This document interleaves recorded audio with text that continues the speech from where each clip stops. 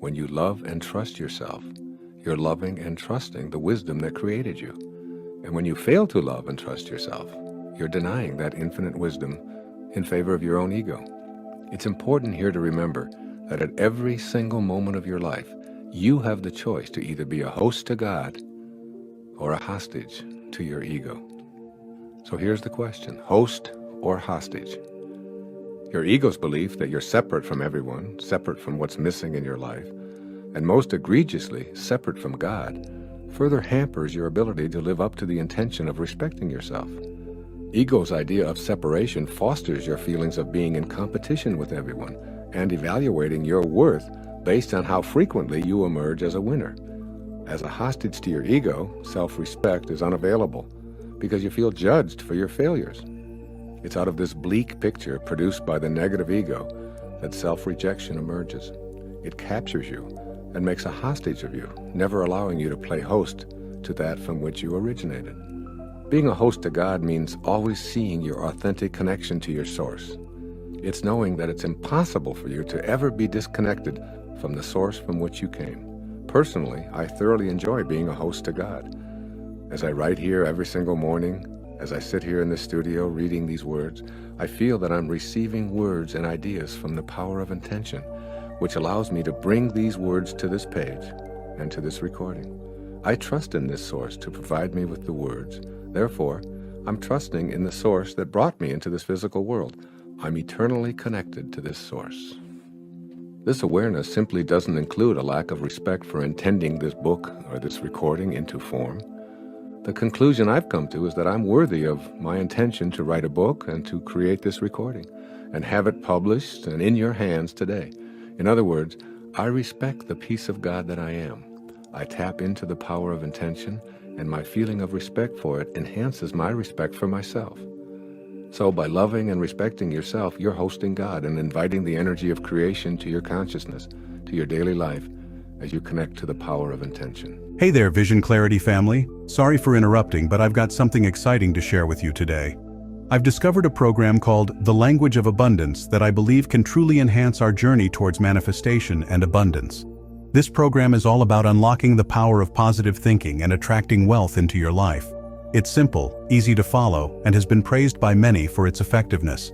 Check out the link in the description below to learn more and get your hands on this life-changing tool today. Remember, we're all about growth and positivity here, and I believe this could be a great step forward for many of us. Stay blessed and keep manifesting. Now let's get back to our session. Let's look at the energy of intention and your self-respect.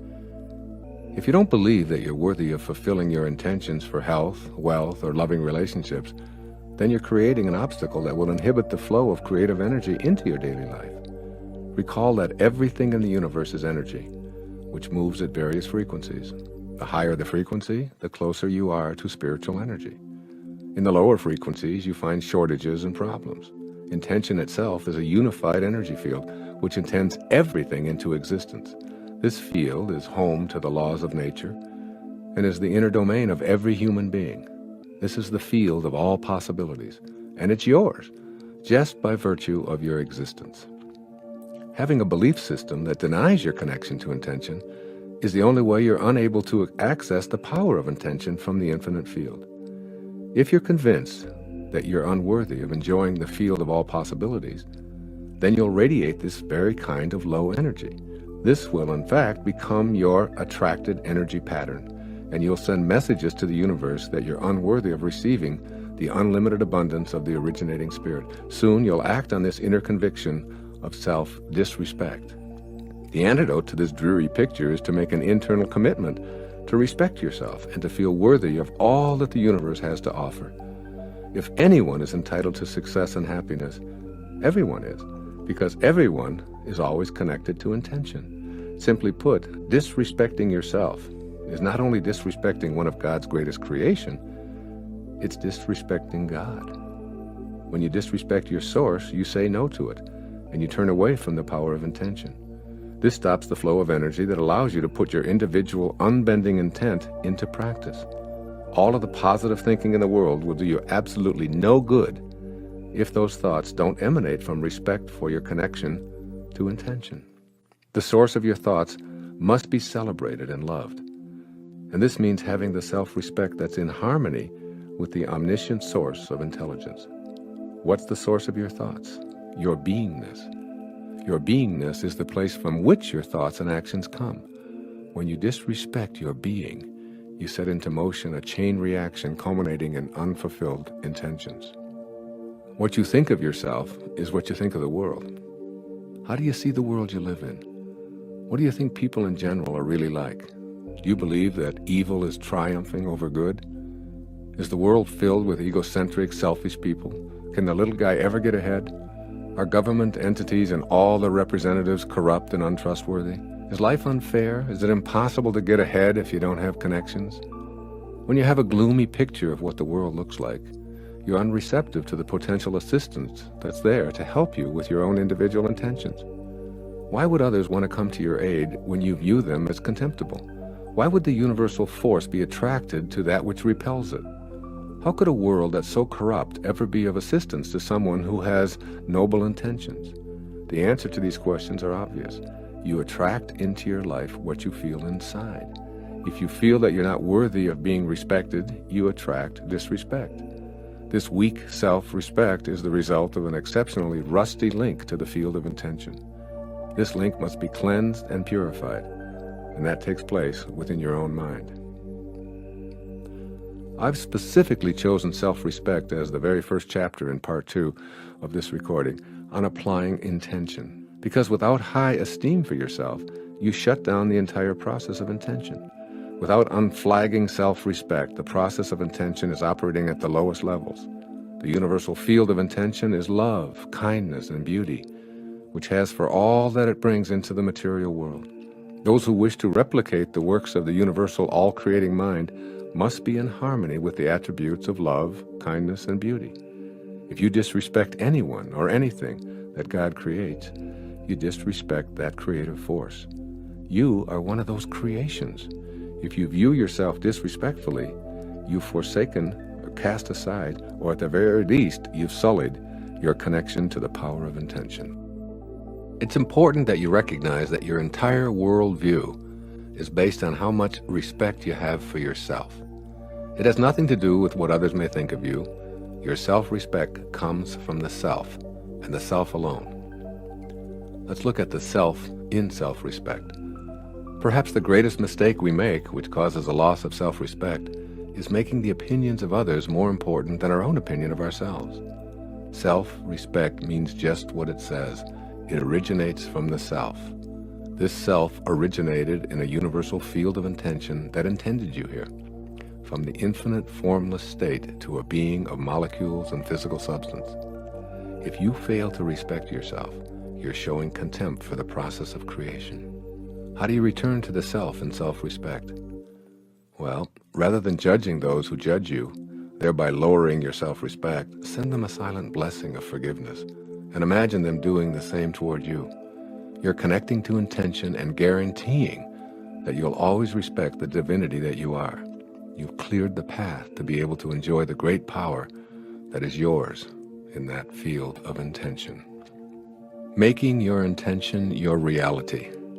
In this concluding section, I'm going to present you with 10 ways or 10 steps to practice nurturing your intention to respect yourself at all times. Here's step 1. Look into a mirror. Make eye connection with yourself and say, I love me, as many times as possible during your day. I love me. These 3 magic words help you maintain your self-respect. Your immediate impulse might be to see this as an expression of your ego's desire to be superior to everyone else, but this is not an ego statement at all. It's an affirmation of self-respect. Transcend that ego mind and affirm your love for yourself and your connection to the Spirit of God. This doesn't make you superior to anyone. It makes you equal to all and celebrates that you're a piece of God. Affirm it in order to be respectful of that which intended you here. Affirm it because it's the way you're going to stay connected to your source and regain the power of intention. I love me. Say it proudly and be that image of love and self-respect. Step 2. Write the following affirmation and repeat it over and over again to yourself. I am whole and perfect as I was created. Carry this thought with you wherever you go. Have it laminated and placed in your pocket or on your dashboard or on your refrigerator or even next to your bed. Allow the words to become a source of high energy and self-respect. By simply carrying these words with you and being in the same space with them, their energy will flow directly to you. Over and over, remind yourself, I'm not my body, I'm not my accumulations, I'm not my achievements, I'm not my reputation. I am whole and perfect as I was created. Step 3. Extend more respect to others and to all of life. Perhaps the greatest secret of self-esteem is to appreciate other people more. The easiest way to do this is to see the unfolding of God in them. Look past the judgments of others' appearances, failures and successes, their status in society, their wealth or their lack of it, and extend appreciation and love to the source from which they came. Everyone is a child of God. Everyone. Remember, when you judge another, you do not define them. You define yourself as someone who needs to judge. The same applies to judgments directed at you. Step 4. Affirm to yourself and all others that you meet, I belong. A sense of belonging is one of the highest attributes on Abraham Maslow's pyramid of self-actualization, which I discussed at the beginning of the next chapter. Feeling that you don't belong or you're in the wrong place can be due to a lack of self-respect. Respect yourself and your divinity by knowing that everyone belongs. This should never come into question. Your presence here in this universe is proof alone that you belong here.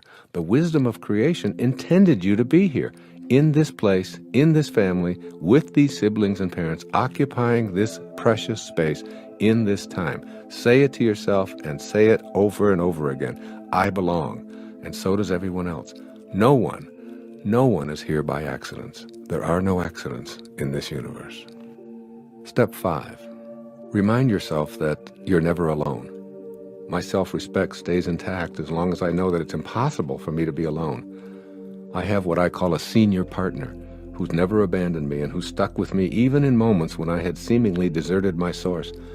I feel that if the universal mind has enough respect to allow me to come here and to work through me and to protect me in times when I strayed onto dangerous non-spiritual turf, then this very partnership deserves my reciprocal respect. I recall my friend Pat McMahon, a talk show host on KTAR radio in Phoenix, Arizona, telling me about his encounter with Mother Teresa in his studio before interviewing her for his program. He pleaded with her to allow him to do something for her. Anything at all, he begged. I'd just like to help you in some way. She looked at him and said, tomorrow morning, get up at 4 a.m. and go out onto the streets of Phoenix and find someone who lives there who believes that he's alone and convince him that he's not. Great advice, because everyone who wallows in self-doubt or appears to be lost has lost their self-respect because they've forgotten that they're not alone. No one is ever alone. Step 6. Respect your body. You've been provided with a perfect body to house your inner invisible being for a few brief moments in eternity. Regardless of its size or shape or color or any imagined infirmities, it's a perfect creation for the purpose that you were intended here for. You don't need to work at getting healthy. Health is something you already have if you don't disturb it. You can begin the fulfillment of this intention to live a life of self-respect by honoring the temple that houses you. You know what to do. You don't need another diet or workout manual or personal trainer. Go within, listen to your body, and treat it with all of the dignity and love that your self-respect demands. Step 7. Meditate. Always meditate to stay in conscious contact with your source, which always respects you. I can't say this enough. Meditation is a way to experience what the 5 senses can't detect. When you're connected to the field of intention, you're connected to the wisdom that's within you. The divine wisdom has great respect for you, and it cherishes you while you're here. Meditation is a way to ensure that you stay in a state of self-respect. Regardless of all that goes on around you, when you enter into that sacred space of meditation, all doubts about your value as an esteemed creation dissolve. You'll emerge from the solemnity of meditation feeling connected to your source and enjoying respect for all beings, particularly yourself. Step 8. Make amends with adversaries. The act of making amends sends out a signal of respect for your adversaries. By radiating this forgiveness energy outward, you'll find this same kind of respectful, positive energy flowing back towards you. If you're filled with rage toward anyone, there's a huge part of you that resents the presence of this debilitating energy.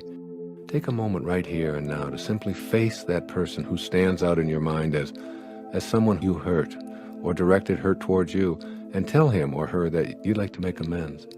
You'll notice how much better you feel. The good feeling of having cleared the air is self-respect. It takes much more courage and strength of character and inner conviction to make amends than it does to hang on to the low energy feelings. Step 9. Always remember the self in self-respect. In order to do this, you must recognize that the opinions of others towards you aren't facts, they're opinions. When I speak to an audience of 500 people, there are 500 opinions of me in the room at the end of the evening. I'm none of those opinions. I can't be responsible for how they view me. The only thing I can be responsible for is my own character, and this is true for every single one of us. If I respect myself, then I'm relying on the self in self-respect. If I doubt myself or punish myself, I've not only lost my self-respect, I'll continue to attract more and more doubt and lower energy opinions with which to further punish myself. You can't stay linked to the universal mind which intends all of us here if you fail to rely on yourself for your self-respect. And finally, step 10, always be in a state of gratitude. You'll discover that gratitude is the final step in each succeeding chapter. Be an appreciator rather than a depreciator of everything that shows up in your life. When you're saying thank you, God, for everything, and when you're expressing gratitude for your life and all that you see and experience, you're respecting creation itself. This respect is within you, and you can only give away what you have inside. Being in a state of gratitude is the exact same thing as being in a state of respect. Respect for yourself, which you give away freely, and which will return to you tenfold. Thanks for watching. Before we wrap up, I want to remind you about the Language of Abundance program I mentioned earlier. It's a game changer for anyone on a manifestation journey. Simple, effective, and designed to help you attract prosperity. If you're ready to take your journey to the next level, click the link below. Remember, we're all about positivity and growth here. So let's keep manifesting and creating the life we desire. Until next time, stay blessed and keep your vision clear.